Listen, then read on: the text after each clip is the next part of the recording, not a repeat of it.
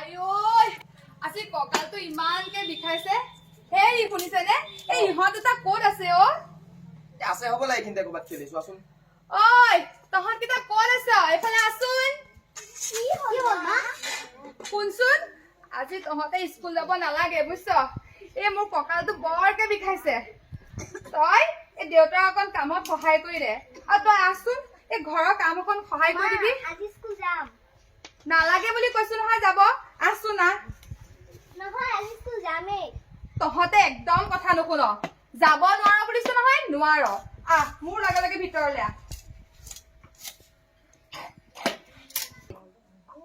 দেউতা মই আজি স্কুলত যামেই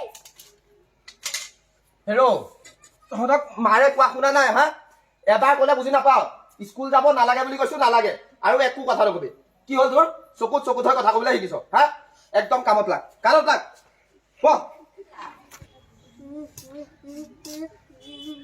মোক স্কুলত যাব নিদিয়ে আৰু কাৰেণ্টে আমাৰ স্কুলত কিয় দিব এৰিয়া ল যা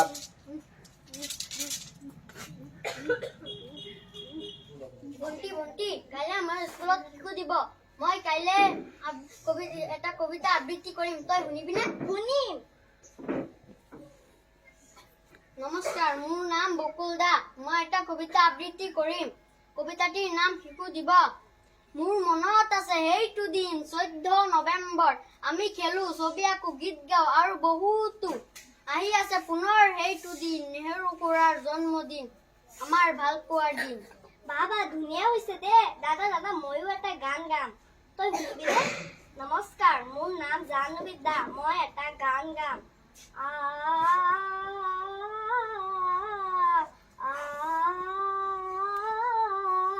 কহুৱা বন মোৰ শান্ত মন আলফুল হাতেৰে লোৱা হাবুঠি এটিখন যেন মুকুতাৰে ধন এনে হেৰুৱালে নাহে উভতি বা ভণ্টি বা গানটো বৰ ধুনীয়া হৈছে তই কাইলৈ এনেকৈয়ে গাবি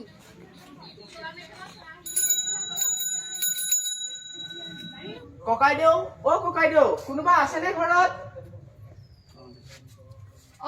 কোননো আপুনি কেলেবা আহিলে আজি দেখোন বকুল আৰু জাহ্নবী স্কুললৈ নগ'ল নকবা আৰু বুজিছে মোৰ কঁকালটো আজি বৰ বিষ এই ছোৱালীজনীক মই ঘৰখনৰ কাম কাজত অকণ লাগিবলৈ কলো আৰু ল'ৰাটোক এই দেউতাকৰ লগত অকণ কাম কাজত লাগিবলৈ দিলো সেইকাৰণে যোৱা নাই ঠক পঢ়ি শুনিনো কেইটা মানুহ ডাঙৰ হৈছে তেনেকে ক'লে নহ'ব নহয় এইখন লওক অহাকালিলৈ আমাৰ বিদ্যালয়ত শিশু দিৱস উপলক্ষে চিত্ৰাংকন আৰু কবিতা প্ৰতিযোগিতা পতা হৈছে তাতে অভিভাৱকসকলকো মতা হৈছে আপোনালোক যাবচোন হয় নেকি বাৰু যাম দিয়ক বোলো শুনিছানে বকুলৰ মাক চাহ এইপিনে আহাচোন চাহ একাপ লৈ আহা ইমান সন্ধিয়া লাগিলে চাহ একাপ দিবলৈ খবৰ নাই ক'তনো আছেগে নিছো ৰ'ব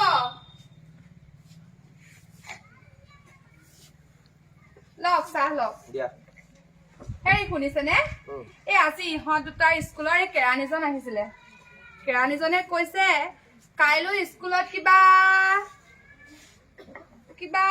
এই শিশু দিৱস পাতিছে আমাক দুইজনকে মাতিছে যাবনে মোৰ কিন্তু যাবলৈ একদম ইচ্ছা নাই ৰবা তেনেকেতো পতককে নাযাওঁ বুলিও ক'ব নোৱাৰি দিয়াচোন স্কুলৰ কেৰাণীজনে মাতিছে তেখেতৰ কথাটো ৰাখিব লাগিব ন কাইলে মোৰো বৰ বিশেষ একো কাম নাই দিনতে পতককে আহিমগে দিয়া দুইটা এপাক নে কি কোৱা যাম দিয়ক আপুনি যদি কৈছে ঠিকে আছে দিয়া এই কাম লোৱা আজিৰ শিশু দিৱস উপলক্ষে যি সভাৰ আয়োজন কৰা হৈছিল সেই সভাৰ কাৰ্যসূচীৰ প্ৰথমতে আছে আমাৰ বিদ্যালয়ৰ ছাত্ৰ ছাত্ৰীসকলৰ ফালৰ পৰা বকুল দাস তেওঁ এটি কবিতা আবৃত্তি কৰিব মই বকুল দাসক কবিতা আবৃত্তিৰ কাৰণে মঞ্চত আহ্বান জনালো মই এটা কবিতা আবৃত্তি কৰিম কবিতাটিৰ নাম শিশু দিৱস মোৰ মনত আছে সেইটো দিন 14 নৱেম্বৰ আমি খেলো ছবি আকো গীত গাওঁ আৰু বহুতো আহি আছে পুনৰ এইটো দিন, নেহেৰু খুৰাৰ জন্মদিন, আমাৰ ভাল পোৱাৰ দিন। ধন্যবাদ। এতিয়া আমাৰ কবিতা আবৃত্তিৰ কাৰ্যসূচী সমাপ্ত হ'ল। এতিয়া আছে আমাৰ গানৰ প্ৰতিযোগিতা আছে। গতিকে এতিয়া আমাৰ জাহ্নবী দাসক গান গাবলৈ মই আহ্বান জনালোঁ।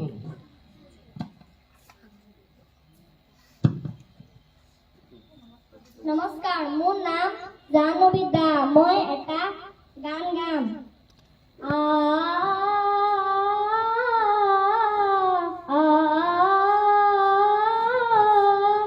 কহুৱা বন মোৰ শান্ত মন, শাল ফুল হাতেৰে লোৱা হালধি, এটি এটিখন যেন মুকুতাৰে ধন, এনে হেৰুৱালে নাহে উভতি।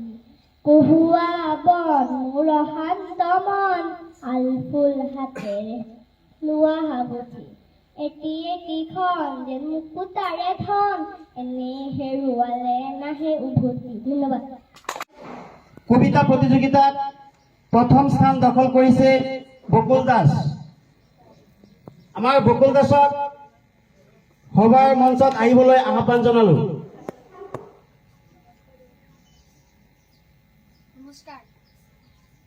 এতিয়া আমাৰ গানৰ প্ৰতিযোগিতাত প্ৰথম স্থান দখল কৰিছে জাহ্নবী দাস।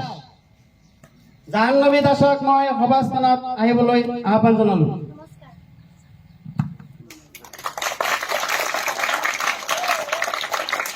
আমাৰ বিদ্যালয়ৰ ছাত্ৰ ছাত্ৰী বকুল দাস আৰু জাহ্নবী দাসৰ অভিভাৱিকা নিশ্চয় আছে। গতিকে মই তেওঁলোকক সভাৰ মঞ্চত আহিবলৈ মই অনুৰোধ জনালোঁ।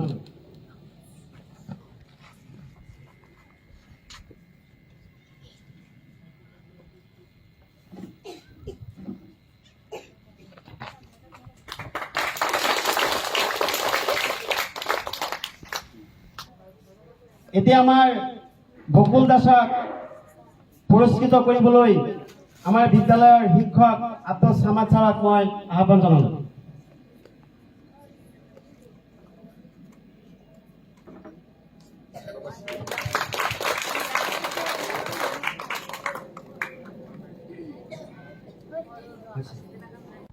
বিদ্যালয়ৰ ছাত্ৰী জাহ্নবী দাসক পুৰস্কৃত কৰিবলৈ মই আমাৰ বিদ্যালয়ৰ শিক্ষয়িত্ৰী কাব্যশ্ৰী কাকতিক মই আহ্বান জনালোঁ।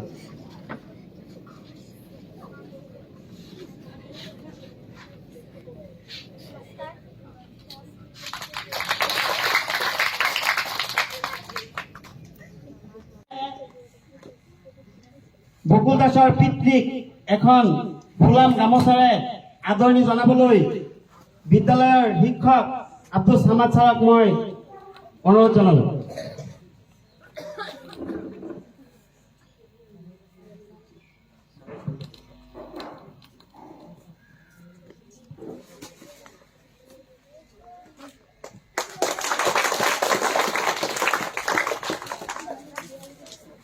ইয়াৰ লগে লগে জাহ্নবী দাসৰ মাতৃক এখন ফুলাম গামোচাৰে আদৰণি জনাবলৈ মই আমাৰ বিদ্যালয়ৰ শিক্ষয়িত্ৰী পূৰ্ণিমা দাসক মই অনুৰোধ জনালোঁ।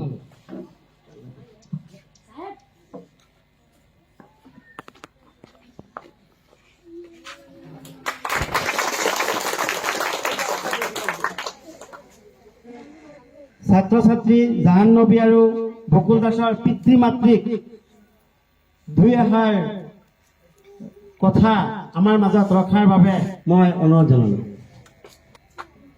নমস্কাৰ। মইনো আজি কি কম, আচলতে মই ভবাই নাছিলো যে আমাৰ দুয়োটা ল'ৰা ছোৱালী পঢ়া শুনাৰ উপৰিও কবিতা আৰু গান ইমান সুন্দৰকৈ গাব জানে। আজি ইয়ালৈ আহিহে আমি নিজৰ ভুলখিনি বুজি পাইছো। কাৰণ আমি ল'ৰা ছোৱালীকেইটাক স্কুললৈ আহিবলৈ নিদি ঘৰুৱা কাম কাজতে ব্যস্ত কৰি ৰাখো। তাৰ বাবে আমাক সকলোৱে ক্ষমা কৰি দিব। আৰু আমি আজিৰ পৰা এই দুয়োটা ল'ৰা ছোৱালীকে সদায় বিদ্যালয়লৈ পঠিয়াম।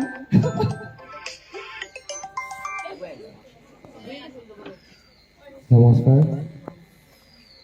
আজিৰ সভাত উপস্থিত থকা মোৰ শ্ৰদ্ধাৰ ছাৰ বাইদেউসকল আৰু উপস্থিত ৰাইজসকল, আজি আমাৰ দুয়োজনকে দুআষাৰ ক'বলৈ দিয়াত নথৈ আনন্দিত হৈছোঁ আৰু ইয়াৰ জৰিয়তে মনৰ ভাৱবোৰ প্ৰকাশ কৰিম বুলি ভাবিছোঁ।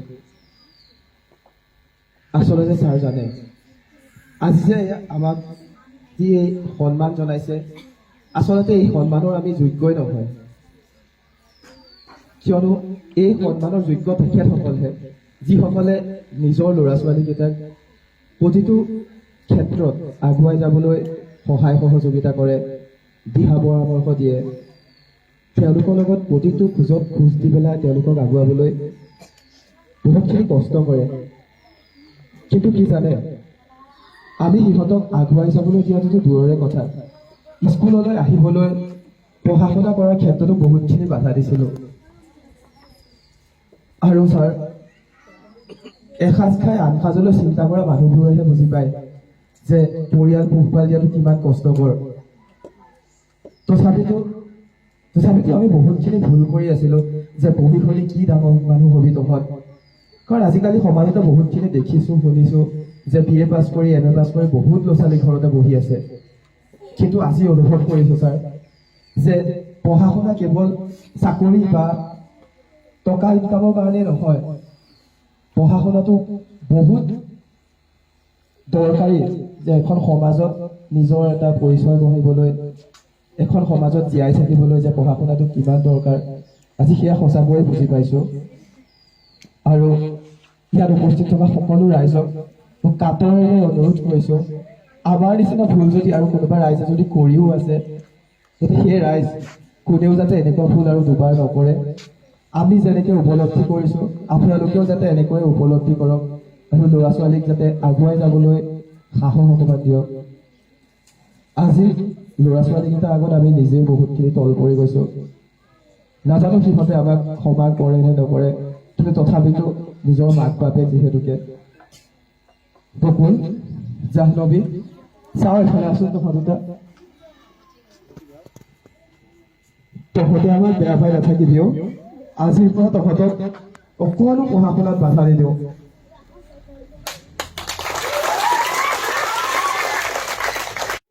আজি আমাৰ বিদ্যালয়ৰ এই পিতৃ মাতৃসকলে নিশ্চয় অনুভৱ কৰিব পাৰিছে আজি। গতিকে মই কি ক'ম, মই নিজেই বহুত আৱেগিক হৈ পৰিছোঁ। আচলতে সকলো পিতৃ মাতৃয়েই ছাত্ৰ ছাত্ৰীসকল বা নিজৰ ল'ৰা ছোৱালীক এনেদৰে গুৰুত্ব দিব লাগিব।